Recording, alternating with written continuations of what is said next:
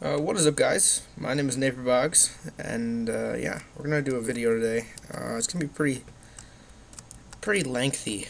If maybe even be split in two parts. I'm gonna be teaching you how to make one of these. This is a combination lock with buttons in Minecraft. This is a gigantic one that I built last night. I'm not gonna be teaching you how to make one this big. It's gonna be 5 buttons instead of 8. But the principle of this can be carried on to make a bigger one. I originally learned it with only 3 buttons, and this is what I got. So it is really simple. It's a lot simpler than you'd think it'd be. So let's just head all the way over here and start building. So if you see in my inventory, this is what you're going to need. I'm using too many items so I can get my stuff. But what I recommend you get is stone, redstone, torches, buttons, iron doors, pressure plates, a nice diamond pickaxe, repeaters, and a bed, because this is might take several Minecraft days. So the first thing you're going to want to do is you're going to deem the location for your buttons. So this is going to be the first button, and you're just going to space them out like this. So however many you want, I'll do 5 for this. So there you go, there's 5 button things.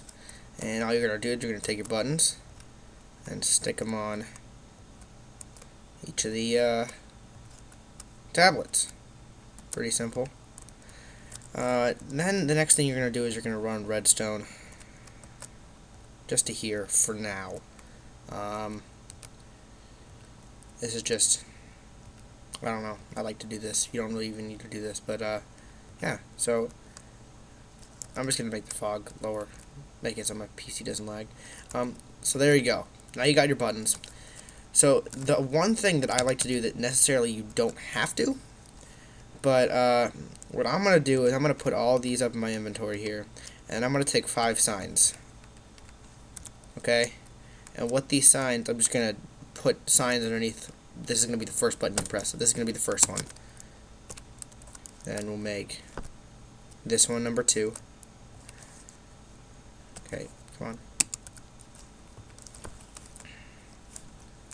Then this one number 3. Then number 4.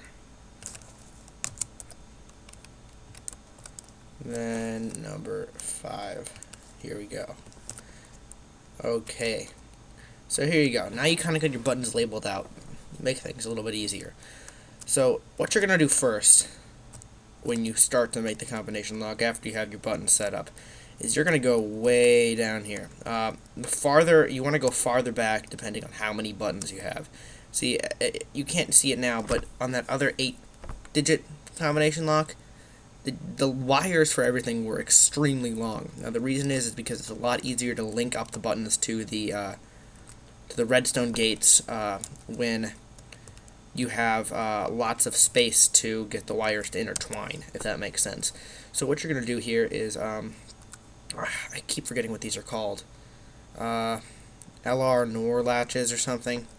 What you're going to do is you're going to make a 3x3 square, just redstone in the 2 corners like I'm doing here, torches like this, okay, and then you're going to take redstone, which will turn that one off, like that. Make sense? And you're just going to make as many of these as you have buttons. So I'm going to make 5 of them. So here's 2.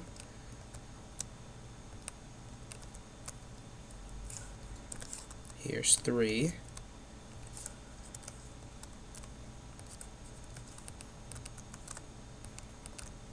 Like that. See how just kind of, it's going to be obviously longer than however many buttons you have, but what this is going to do is, so if you've ever done stuff with redstone, you know that buttons, when you press them, they don't hold their charge, if that makes sense.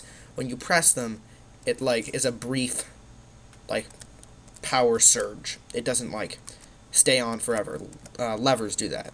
So what these things do is when you import power into them, so what you're basically going to do is when you press the button, you're going to get power onto this, which is going to invert this. So this one's going to be powered, and this one's not. Okay? So it just kind of like holds the charge, basically. So the next thing you're going to do is you're going to link all these together. So you're going to do that by just running wire from this piece of redstone in front of this torch to the back of this block here on all of them. So you're going to have, since there's 5 buttons here, you're going to have 4 little chains here because they all go in between them. So all I'm going to do is go like this. Hold on, I need to get some more redstone. There we go. And perfect. So now all of your redstone gate things are linked up. Now comes the part where we have to basically what we're going to do here is we're going to get the buttons here linked to the proper gates. It's very simple. It really is not.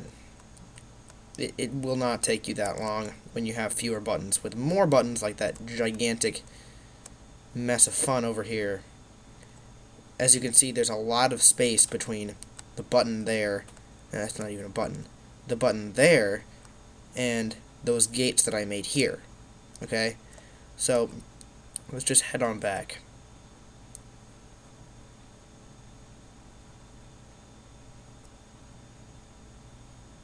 Alright. Here's our first button right here. So what we're going to do is we're going to take this, and all we need to do is run this wire so we connect it here. Now you can use repeaters and everything because it's obviously not going to stretch that far. So the first one is very easy because you don't need to do much. So I just like to put a repeater about here, you know, and connect the wire. Simple. Number 2 gets trickier, and it just gets trickier as it goes because you have to intertwine the wires. So, yeah. So all we're gonna do is, hold on a sec. Ugh, sorry, allergies. So what we're gonna do is we're gonna want to connect this one here. So we're just gonna run all this back.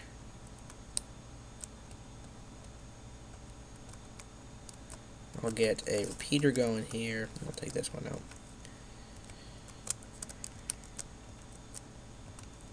Alright, there's number 2. Okay. Number 3. Where's number 3? Here's number 3. Okay. Now see what the problem is here is to get to number 3 we have to cross this wire. So what you're going to do is you're going to dig a little trench for this thing to go under. Okay? So what we're going to have to do is we're going to go like this, and I'm going to dig under here like this.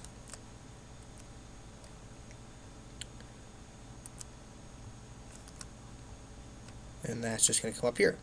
So then I have a kind of clear shot. First off, let me go to bed. Go to sleep.